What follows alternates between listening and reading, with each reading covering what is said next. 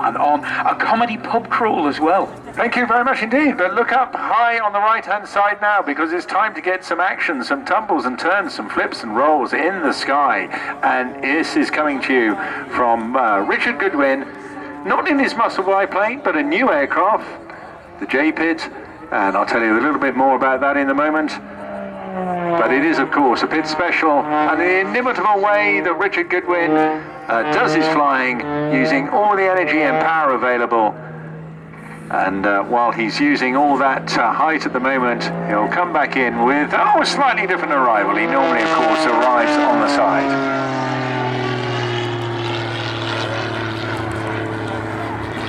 This man's grown up with aviation. His father was a famous Royal Air Force display pilot. He himself flew Tornado in the Royal Air Force, but started a bit of aerobatic flying on a little aircraft called a Christen Eagle.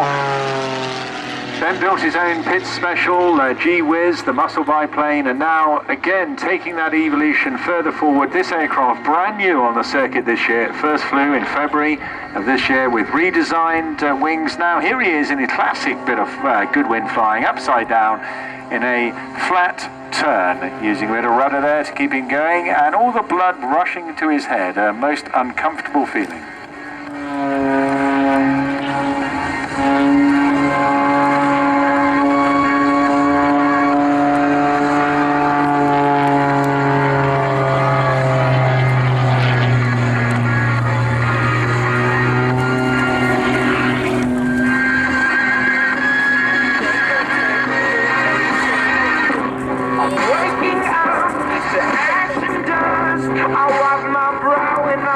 You have to really train hard and, of course, keep super fit for this sort of flying as well.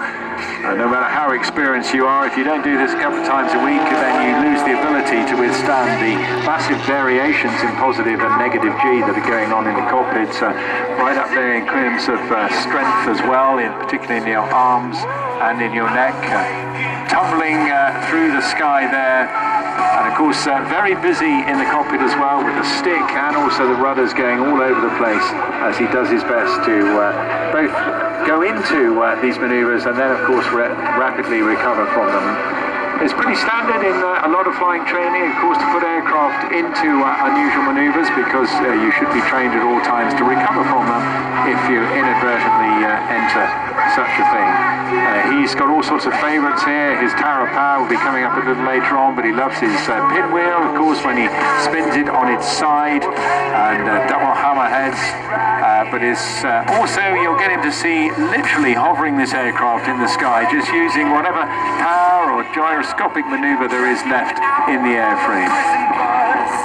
He told me he was going to vary routine. I've been watching carefully because it's not his standard, but here he is now, hovering this extraordinary aircraft.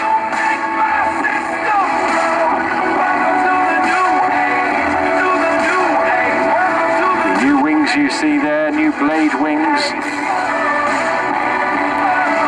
referred to as SAW, SAW SAW blade wings, designed by Eddie Sorenman, and a very close collaboration between Richard and him on developing this particular aircraft and getting all the structural analysis right to get this new aircraft approved, and I think looking absolutely splendid as well in this colour scheme we have here today. And just extraordinary, isn't it? How is this possible? What he's going to do next, he's playing with an American engineer with small jet engines, and he's going to fit these little jet engines to the forward side of the fuselage, close to the engines, just to give him that extra bit of power, so when he goes into the hover, then he ignites the jet engines, and then he just sends himself up another 1,000 feet or so.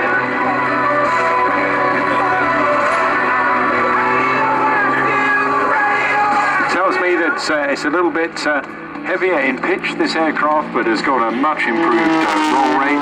Also reduced stall speed as well, and an excellent low speed handling at high angles of attack as well. That's his trademark sort of flying.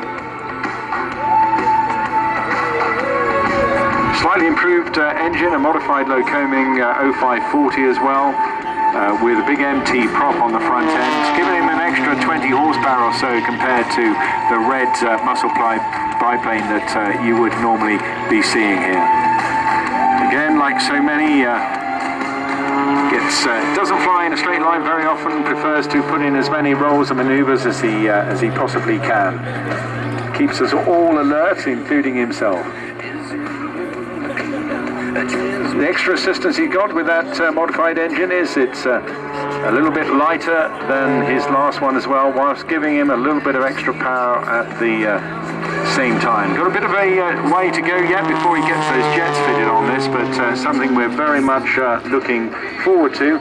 And he asked me to thank the tremendous support he's had from Anana Limited, his major sponsor there, who've been involved in the development of the new jets, and of course in also incorporating his own work into their STEM programs with young apprentices. Lovely knife edge climb now as it slides a little bit, then rolls as he's going upwards in that trajectory.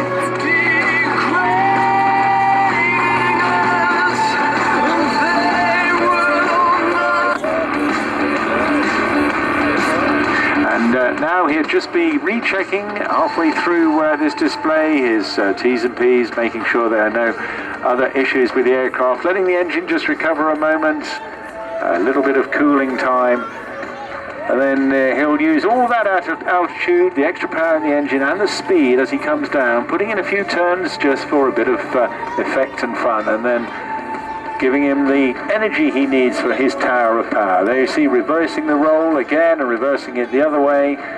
A very, very rapid rate of roll indeed. Using all this power now, coming up 300 miles an hour or so, and he's going to pull up.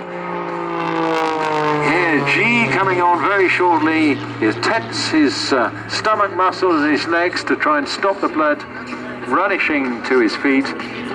Checking out, putting it into a few extra rolls there and creating what we call a long travac or a Czechoslovakian headache.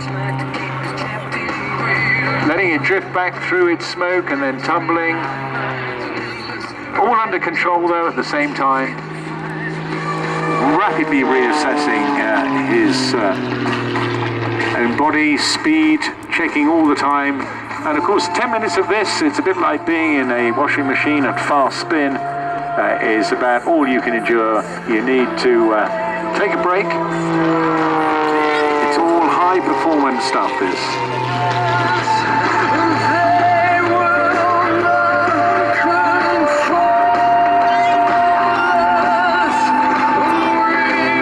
Again, just see how extraordinary it just carries on going up, even though there's virtually no airspeed left on the aircraft at all.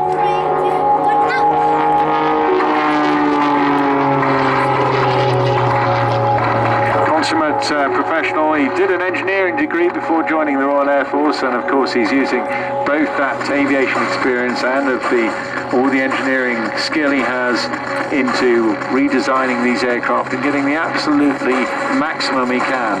The history of the aircraft goes back to the mid-40s, a guy called Curtis Pitts.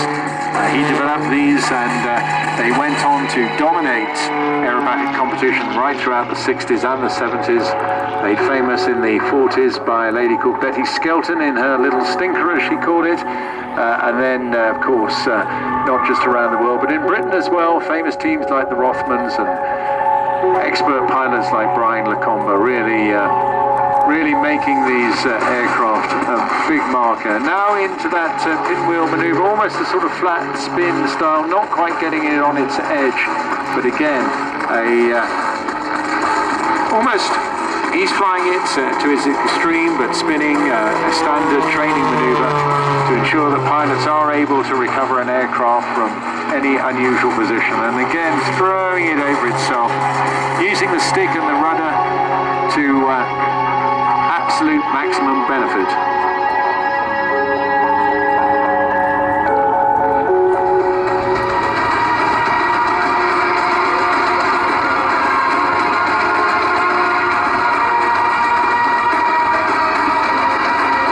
Themselves went through a massive number of variations, and Curtis Pitts himself didn't die until 2005 at the age of 89, so he must have been absolutely delighted with the success of this aircraft in World Championships.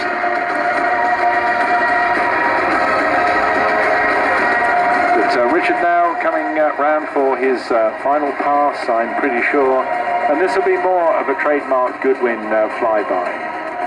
Now, although he'll be in an unusual position, he still will be able to see you because he'll be looking over his shoulders as he flies in a knife-edge sideways pass, using the fuselage for a bit of extra lift as well, just to get him all the way along the fly line.